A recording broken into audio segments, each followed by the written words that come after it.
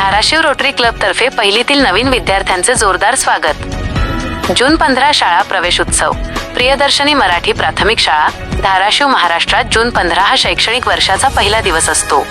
या निमित्ताने प्रियदर्शनी शाळेत पहिलीच्या मुलांचे गुलाब पाकळ्या आणि टिळा लावून स्वागत करण्यात आले।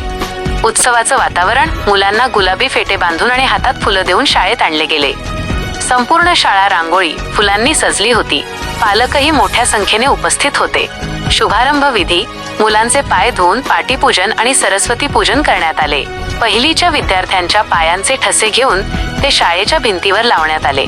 तसेच शाळेतील इंटरॅक्ट क्लबचे प्रमाणपत्र अध्यक्ष व सचिवांना प्रदान करण्यात आले।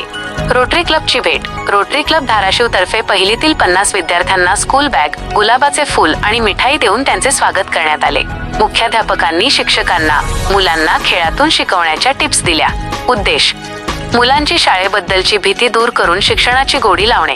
उपस्थित मान्यवर। यावेळी रोटरी अध्यक्ष रणजित रणदिवे, सचिव प्रदीप खामकर, संस्थेचे संस्थापक अध्यक्ष सगरे सर, मुख्याध्यापक, शिक्षक वृंद आणि पालक मोठ्या संख्येने उपस्थित होते।